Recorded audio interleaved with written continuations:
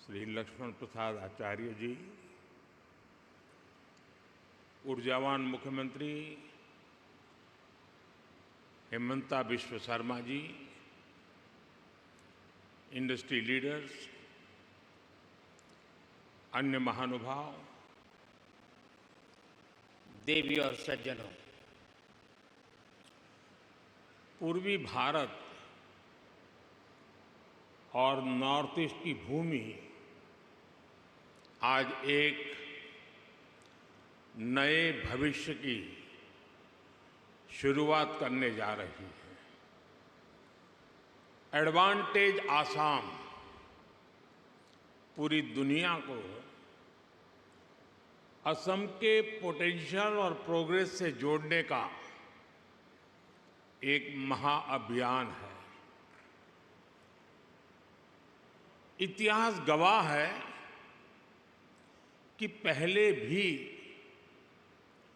भारत की प्रॉस्पेरिटी में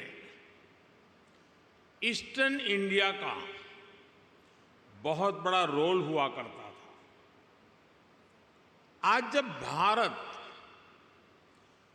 विकसित होने की तरफ बढ़ रहा है तो एक बार फिर ईस्टर्न इंडिया, हमारा ये नॉर्थ ईस्ट अपना सामर्थ्य दिखाने जा रहा है। एडवांटेज आसाम को मैं इसी स्पिरिट के रिफ्लेक्शन के रूप में देख रहा हूं। मैं असम सरकार को, हेमंता जी की पूरी टीम को इस भव्य आयोजन के लिए बहुत बहुत बधाई देता हूं। मुझे याद है 2013 में मैं चुनाव अभियान के लिए आसाम का दौरा कर रहा था, तो एक सभा में ऐसे ही मेरे मन से एक शब्द निकला था और मैंने कहा था, वो दिन दूर नहीं जब लोग अल्फाबेट्स पढ़ना शुरू करेंगे तो कहेंगे ए फॉर आसाम।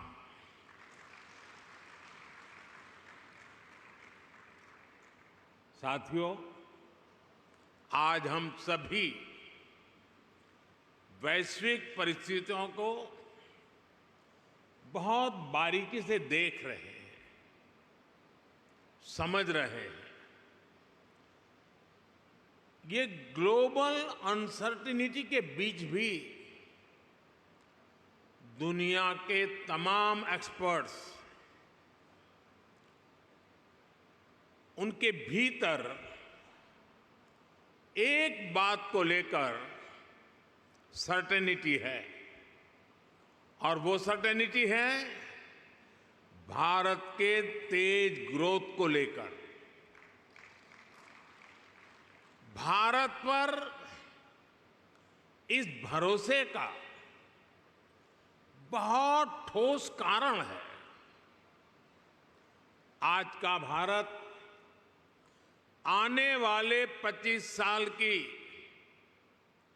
इस 21वीं शताब्दी के लॉन्ग टर्म विजन को ध्यान में रखते हुए एक के बाद एक कदम उठा रहा है, व्यापक स्तर पर काम कर रहा है। आज दुनिया का भरोसा भारत की युवा आबादी पर है,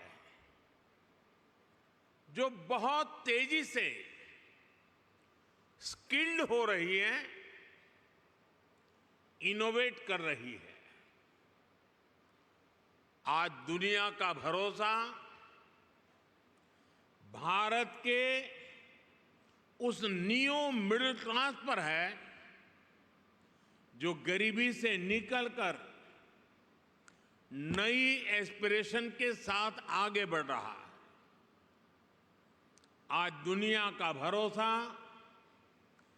भारत की उस 140 करोड़ जनता पर है जो पॉलिटिकल स्टेबिलिटी और पॉलिसी कंटिन्यूटी को सपोर्ट कर रही हैं। आज दुनिया का भरोसा भारत की उस गवर्नेंस पर है जो लगातार रिफॉर्म कर रही है। आज भारत अपनी लोकल सप्लाई चेन को मजबूत कर रहा है। आज भारत दुनिया के अलग अलग रीजन्स के साथ फ्री ट्रेड एग्रीमेंट्स कर रहा है। ईस्ट एशिया के साथ हमारी कनेक्टिविटी लगातार सशक्त हो रही है और नया बन रहा India middle east Europe economic corridor भी अनेक नई संभावनाएं लेकर आ रहा है। साथियों, भारत पर मजबूत होते ग्लोबल ट्रस्ट के बीच आज हम सभी यहां असम में जुटे हैं, मां कामाख्या की धरती पर जुटे हैं। भारत की ग्रोथ में असम का कंट्रीब्यूशन लगातार बढ़ता जा रहा है। 2018 में एडवांटेज असम समिट का पहला एडिशन आयोजित हुआ था। तब असम की इकोनॉमी 3.25 लाख करोड़ रुपए की थी। आज असम करीब 6 लाख करोड़ रुपए की इकोनॉमी वाला राज्य बन गया है। यानी भाजपा सरकार में सिर्फ 6 सालों में असम की इकोनॉमी की वैल्यू डबल हो गई है। ये डबल इंजन की सरकार का डबल इफेक्ट है। असम में हुए ढेर सारे इन्वेस्टमेंट ने, आप सभी ने असम को अनलिमिटेड पॉसिबिलिटीज का राज्य बना दिया है। असम सरकार यहां एजुकेशन, स्किल, अन्य कई प्रकार के डेवलपमेंट और साथ साथ बेहतर इन्वेस्टमेंट एनवायरनमेंट पर फोकस कर रही है।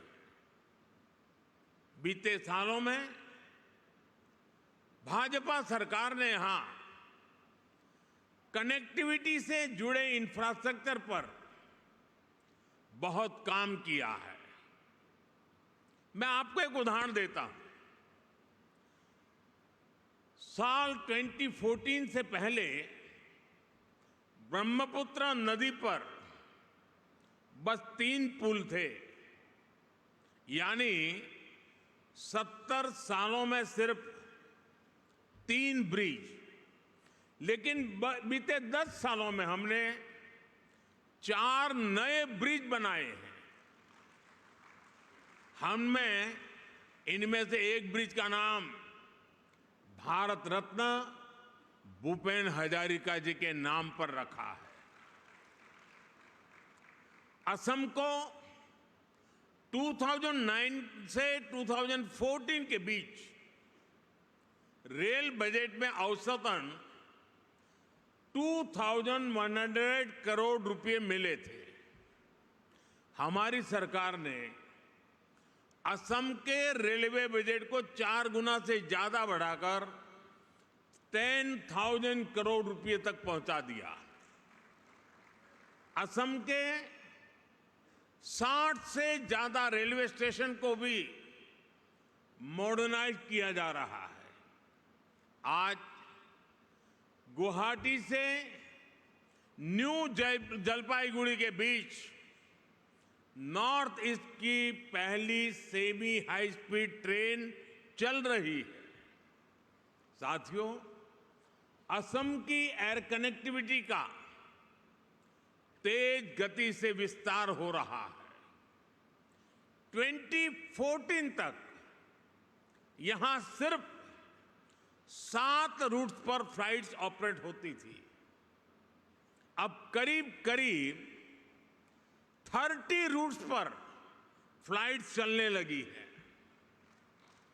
इससे लोकल इकोनॉमी को भी बहुत बड़ा बूस्ट मिला है, यहां के युवाओं को रोजगार मिला है।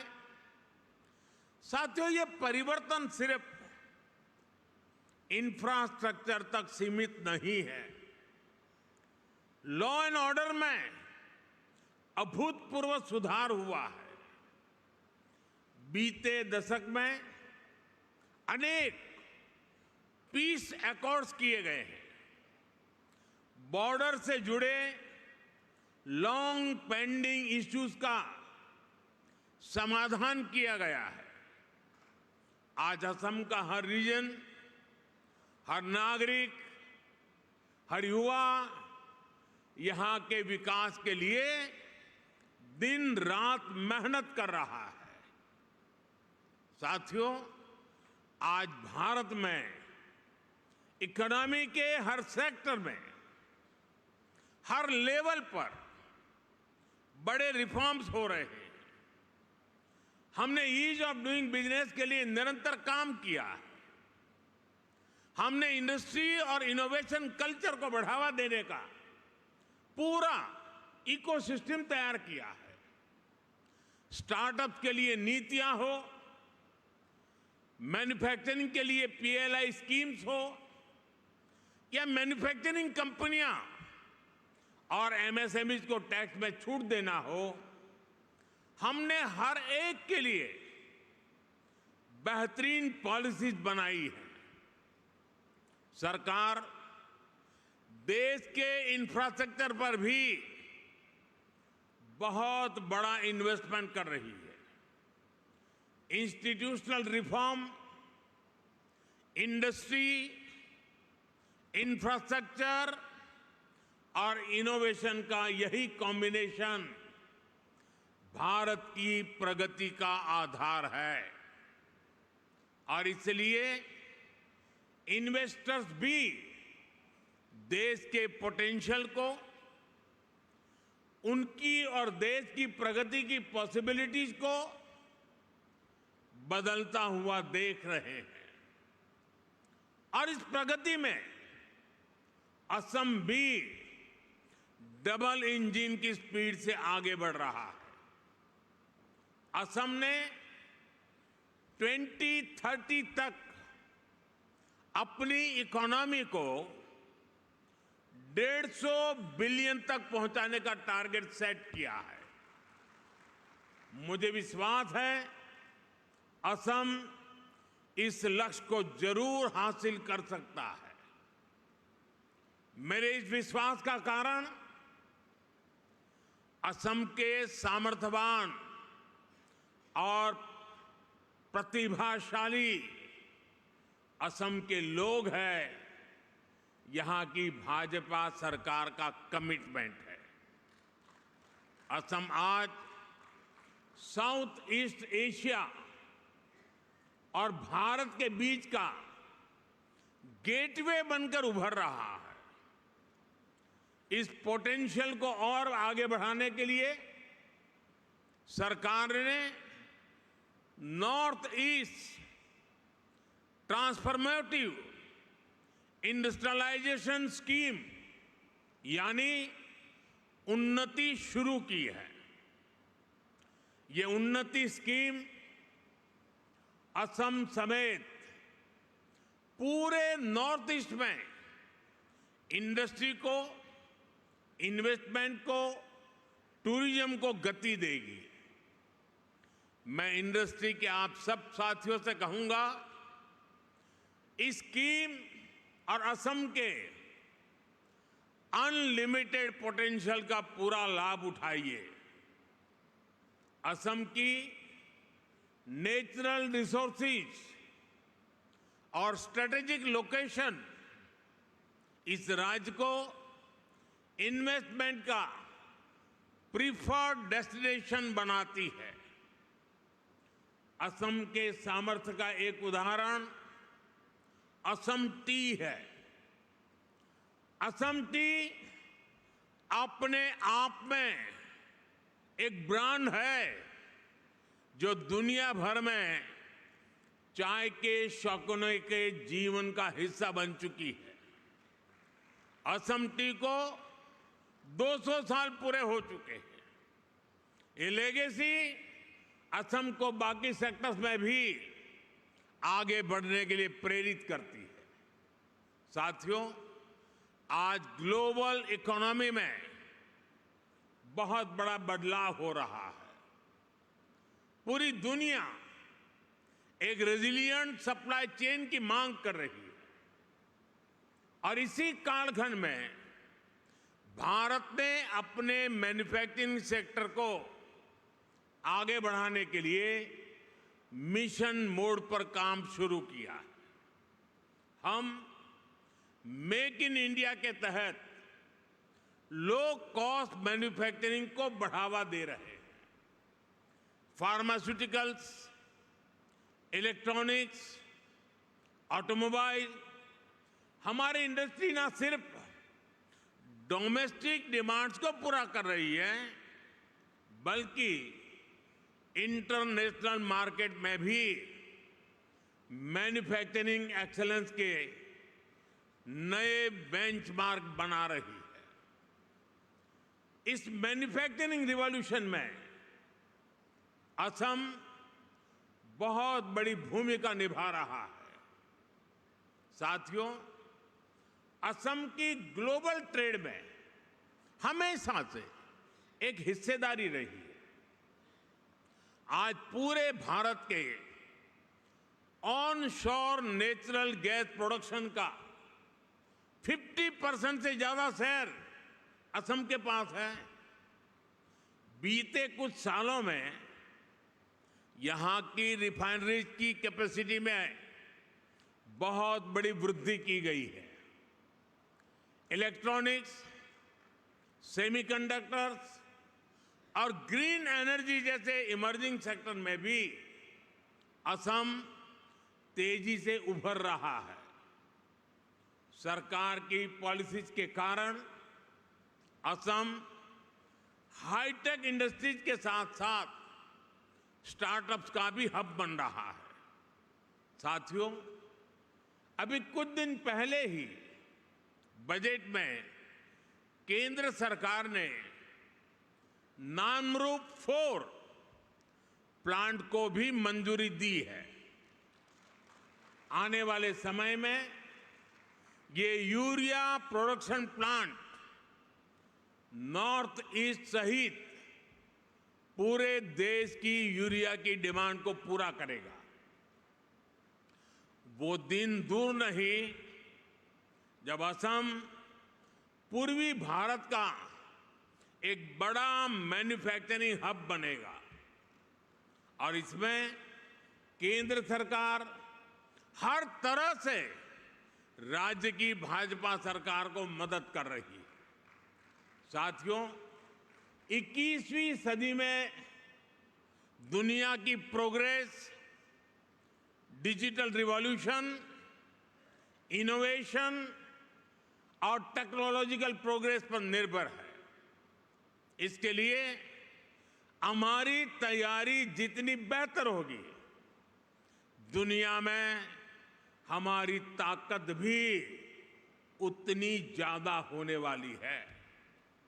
इसलिए हमारी सरकार 21वीं सदी की पॉलिसीज और स्ट्रेटेजीज के साथ तेज गति से आगे बढ़ रही है। हम सब जानते हैं कि इलेक्ट्रॉनिक्स और मोबाइल मैन्युफैक्चरिंग में बीते 10 साल में भारत ने कितनी बड़ी छलांग लगाई है। अब इसी सक्सेस स्टोरी को भारत सेमीकंडक्टर प्रोडक्शन में भी रिपीट करना चाहता है। मुझे गर्व है कि असम सेमीकंडक्टर मैन्युफैक्चरिंग में भी भारत के एक महत्वपूर्ण सेंटर के रूप में विकसित हो रहा है। कुछ महीने पहले असम के जागीरोड में Tata semiconductor assembly and test facility की शुरुआत हुई है। ये प्लांट आने वाले समय में पूरे नॉर्थ ईस्ट में टेक्नोलॉजिकल ग्रोथ को प्रमोट करने वाला है। साथियों, सेमीकंडक्टर सेक्टर में इनोवेशन के लिए हमने आईआईटी के साथ भी कोलैबोरेट किया है। इसके लिए देश में एक सेमीकंडक्टर रिसर्च सेंटर पर भी काम किया जा रहा है। इस दशक के अंत तक इलेक्ट्रॉनिक सेक्टर की वैल्यू $500 बिलियन तक पहुंचने वाली है। हमारी जो स्पीड और स्केल है उससे तय है कि भारत सेमीकंडक्टर प्रोडक्शन की एक बड़ी ताकत बनकर के उभरेगा। इससे लाखों लोगों को रोजगार मिलेगा और असम की इकोनॉमी को भी फायदा होगा। साथियों, बीते 10 सालों में भारत ने अपनी एनवायरमेंटल रिस्पॉन्सिबिलिटीज को समझते हुए भी नीतिगत निर्णय किए हैं। दुनिया हमारे रिन्यूएबल एनर्जी मिशन को एक मॉडल प्रैक्टिस मानकर इसे फॉलो कर रही है। देश ने बीते 10 वर्षों में सोलर, विंड और सस्टेनेबल एनर्जी रिसोर्स पर बहुत बड़ा इन्वेस्टमेंट किया है। इससे न सिर्फ हमारी इकोलॉजिकल कमिटमेंट पूरे हुए हैं, बल्कि देश की रिन्यूएबल एनर्जी प्रोडक्शन कैपेसिटी में भी कई गुना विस्तार कर पाया है। हमने 2030 तक देश की एनर्जी कैपेसिटी में 500 गीगावाट रिन्यूएबल एनर्जी कैपेसिटी में के एडिशन का लक्ष्य बनाया है। 2030 तक देश का annual green hydrogen production 5 million metric ton हो, सरकार इसके लिए मिशन बनाकर काम कर रही है। देश में गैस इंफ्रास्ट्रक्चर बढ़ने के कारण डिमांड भी तेजी से बढ़ी है। गैस बेस्ड इकोनॉमी का पूरा सेक्टर तेजी से एक्सपांड हो रहा है।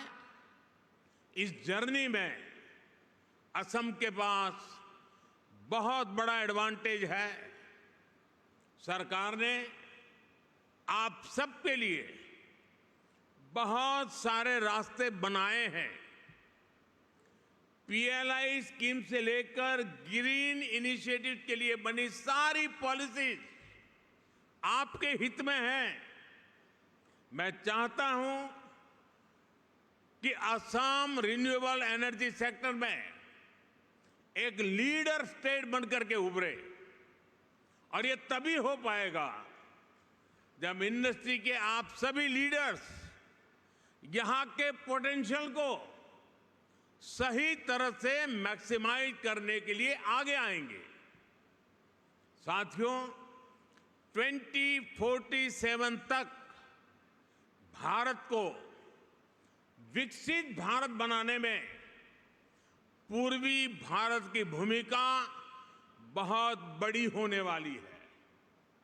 आज पूर्वोत्तर और पूर्वी Bharat infrastructure, logistics, agriculture, tourism और इंडस्ट्री में तेज रफ्तार से आगे बढ़ रहा है। वो दिन दूर नहीं जब दुनिया भारत की डेवलपमेंट जर्नी में इस क्षेत्र को सबसे आगे बढ़ते हुए देखेगा। मुझे विश्वास है आप इस यात्रा में असम के साथी बनेंगे, साझीदार बनेंगे। आइए एक साथ मिलकर हम असम को एक ऐसा राज्य बनाएं जो पूरे ग्लोबल साउथ में भारत की कैपेबिलिटीज को नई ऊंचाइयों तक पहुंचाए। एक बार फिर आज की समिट के लिए आप सभी को मेरी ढेर सारी शुभकामनाएं। और जब मैं कह रहा हूं तो मैं आपको विश्वास दे रहा हूं, मैं आपके साथ हूं। विकसित भारत की जर्नी में आपके योगदान का पूरा समर्थक हूं। बहुत बहुत धन्यवाद।